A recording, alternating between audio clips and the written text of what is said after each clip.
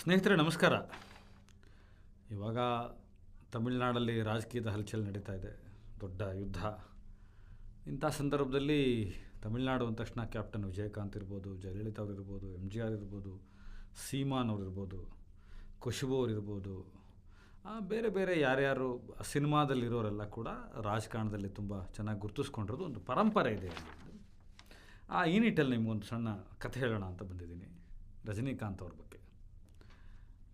Super star Thalaivar Rajinikanth ಅವರು ಒಂದು ಪಕ್ಷನ announce ಮಾಡ್ತಾರೆ ಡಿಸೆಂಬರ್ 31, 2017ರಲ್ಲಿ. ನಾವೆಲ್ಲ ಡಿಸೆಂಬರ್ 31ಕ್ಕೆ ಪಾರ್ಟಿ ಮಾಡ್ತೀವಿ, ಇಯರ್ ಎಂಡ್ ಪಾರ್ಟಿ ಅಂತ. ತಲೈವರು ಡಿಸೆಂಬರ್ 31ಕ್ಕೆ ಹೊಸ ಪಾರ್ಟಿನೇ ಶುರು ಮಾಡಿದರು, ರಜನಿ ಮಕ್ಕಳ ಮಂಡರಂ ಅಂತ, RMM ಅಂತ. ಅದರ ಘೋಷವಾಕ್ಯ ಚೆನ್ನಾಗಿದೆ ನಿಮಗೆ, ಆನ್ಮೇಗಮ್ ಅರಸಿಯಲ್, ಅಂದರೆ ಸ್ಪಿರಿಚುವಲ್ ಪಾಲಿಟಿಕ್ಸ್, ಆಧ್ಯಾತ್ಮದ ರಾಜಕೀಯ ಮಾಡ್ತೀನಿ ಅಂತ ಹೊರಟರು. ನಾವೆಲ್ಲ ಎಷ್ಟು ಉತ್ಸುಕತೆ ಇತ್ತು ಎಲ್ಲರಿಗೂ ಅಂತಂದರೆ 2017ರಲ್ಲಿ ರಜನಿಕಾಂತ್ ರಾಜಕೀಯಕ್ಕೆ ಬರೋದು ಇನ್ನೊಂದು MGR ತಲೆಮಾರನ್ನು ಸೃಷ್ಟಿ ಮಾಡುತ್ತೆ. ಇನ್ನೊಬ್ಬ ದೊಡ್ಡ ನಾಯಕ ಬರ್ತಾರೆ, ಕರುಣಾನಿಧಿಗಿಂತ ಇನ್ನೊಬ್ಬ ಖಡಕ್ ನಾಯಕ ಬರ್ತಾರೆ. ಈ ಥರದ್ದೆಲ್ಲ ಇತ್ತು. ಆದರೆ ಇದು ಒಂದು ಘೋಷಣೆ ಆಗಿತ್ತು ವಿನಃ ಒಂದು ರಾಜಕೀಯ ಪಕ್ಷವನ್ನು ಸಂಘಟಿಸುವಾಗ, ಅದನ್ನು ರೂಪಿಸುವಾಗ ಒಂದು ಬೈಲ ರೂಪಿಸಬೇಕು, ಅದಕ್ಕೊಂದು ಅಧಿಕೃತ ವರ್ಧಮಾನಗಳನ್ನೆಲ್ಲ ಅದಕ್ಕೆ ಕೊಡಬೇಕು, ಆ ಥರದ್ದೇನು ರಜನಿಕಾಂತ್ ಅವ್ರು ಮಾಡಲಿಲ್ಲ. ರಿಜಿಸ್ಟ್ರೇಷನ್ ಮಾಡೋದಾಗಲಿ ಮತ್ತೊಂದಾಗಲಿ ಅಧಿಕೃತತೆಯಾಗಿ ಏನೂ ಮಾಡಲಿಲ್ಲ. ಆದರೆ ಅದು ಘೋಷಣೆ ಆಯಿತು, ಒಂದಷ್ಟು ದೊಡ್ಡ ಚರ್ಚೆ ಆಯಿತು, ಅದಕ್ಕೊಂದಷ್ಟು ಜನರ ಸೇರ್ಪಡೆ ಆಯಿತು. ಒಂದಷ್ಟು ಜನ ಬಾಬಾ ಸಿನಿಮಾ ಥರ ನೀವು ರಾಜಕಾರಣಕ್ಕೆ ಬರಬೇಕು, ಜನರ ನಾಯಕತ್ವ ತಗೋಬೇಕು ಅಂತ ಹೇಳಿದ್ರು. ಇನ್ನೊಂದಷ್ಟು ಜನ ಇಲ್ಲ, ನಿಮಗೆ ಯಾಕೆ ಇದು, ನೀವು ಸ್ಪಿರಿಚುವಲಿ ಇದ್ದೀರಾ, ಅಧ್ಯಾತ್ಮರಿದ್ದೀರಾ, ಸಿನಿಮಾದಲ್ಲಿದ್ದೀರಾ, ಅಲ್ಲಿರಿ ಅಂತ ಹೇಳಿದರು. ಇದೆಲ್ಲ ಆದಮೇಲೆ ನಿಮಗೆ ಗೊತ್ತು, 2020 ಆಸುಪಾಸಲ್ಲಿ ರಜನಿಕಾಂತ್ ಅವ್ರಿಗೆ ಕಿಡ್ನಿ ಸಮಸ್ಯೆ ಆಗುತ್ತೆ. ಸಿಂಗಾಪುರ್ಗೆ ಹೋಗಿ ಟ್ರೀಟ್ಮೆಂಟ್ ತೊಗೊಳ್ತಾರೆ. ಅದಾದ ನಂತರ ಆರೋಗ್ಯವಾಗಿ ಬರ್ತಾರೆ. ಅವ್ರು 100 ಕಾಲ ಆರೋಗ್ಯವಾಗಿರಲಿ. ಕನ್ನಡದ ಒಬ್ಬ ಪ್ರತಿಭಾವಂತ ದೊಡ್ಡ ಸಾಧಕ ಅವರು. ತಲೈವರ್ 50 ವರ್ಷ ಚಿತ್ರರಂಗದಲ್ಲಿದ್ದು ಇನ್ನೂ ಸೂಪರ್ ಸ್ಟಾರ್ ಆಗಿರೋದು ಅಷ್ಟು ದೊಡ್ಡ ದೊಡ್ಡ ಮಾತದು, ಹುಡುಗಾಟದ ಮಾತಲ್ಲ. ತುಂಬ ಪ್ರೀತಿಸ್ತೀವಿ ನಾವೆಲ್ಲರೂ ಅವ್ರನ್ನ.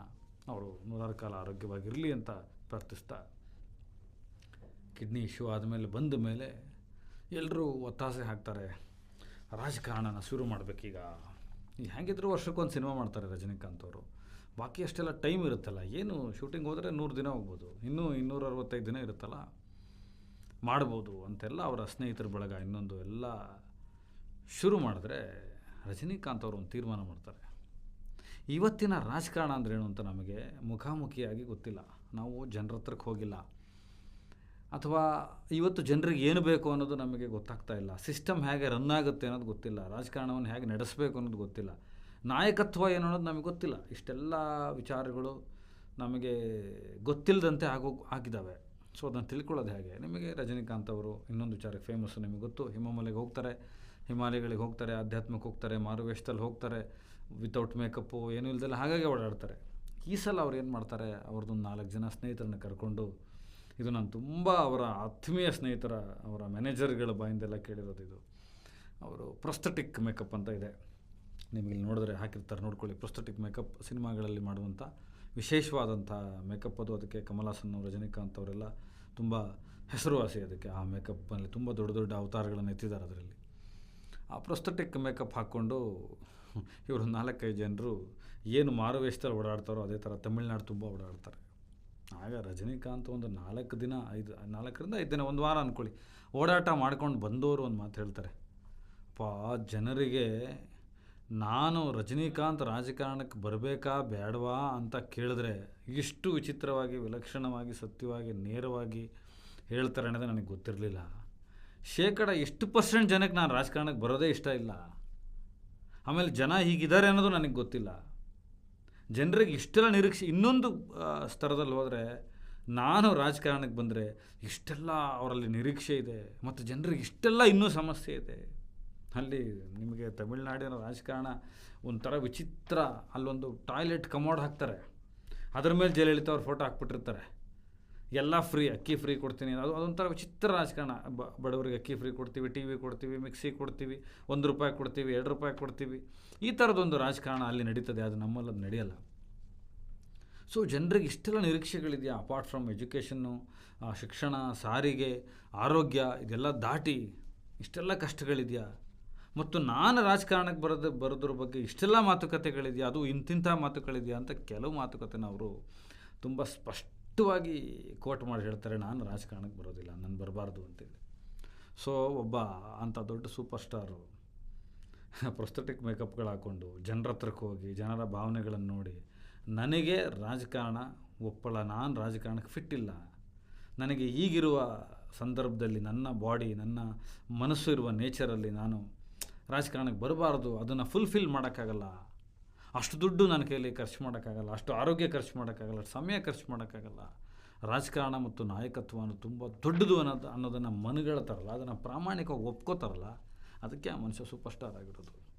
ಆ ಪ್ರಾಮಾಣಿಕತೆಗೆ ಆ ನೇಚರ್ ಅಷ್ಟೇ ಎತ್ತರಕ್ಕೆ ತೊಗೊಂಡೋಗಿರೋದು. ಅದನ್ನು ಅನೌನ್ಸ್ ಮಾಡ್ತಾರೆ 2021 ಎಲೆಕ್ಷನ್ಗೆ ಹೋಗಲ್ಲ ಅವರು, ಯಾರಿಗೂ ಸಪೋರ್ಟ್ ಮಾಡಲ್ಲ. 21 ಆದ ನಂತರ ಅನೌನ್ಸ್ ಮಾಡ್ತಾರೆ, ನಾನು ಸ್ಪಿರಿಚುವಲ್ಲಾಗಿ ಇರೋಕ್ಕೆ ಇಷ್ಟಪಡ್ತೀನಿ, ಸಿನಿಮಾ ಮಾಡ್ಕೊಂಡೇ ಇರೋಕ್ಕೆ ಇಷ್ಟಪಡ್ತೀನಿ, ನನ್ನ ಕೈಲಾಗಿದ್ದ ಕೆಲಸ ನಾನು ಜನರಿಗೆ ಮಾಡ್ತಾಯಿದ್ದೀನಿ, ಖಂಡಿತವಾಗ್ಲೂ ಸಾಮಾಜಿಕವಾಗಿರ್ತೀನಿ, ಅದಕ್ಕೆ ಅಧಿಕಾರ ಬೇಕಾಗಿಲ್ಲ ಅಂತ ಹೇಳ್ತಾರೆ.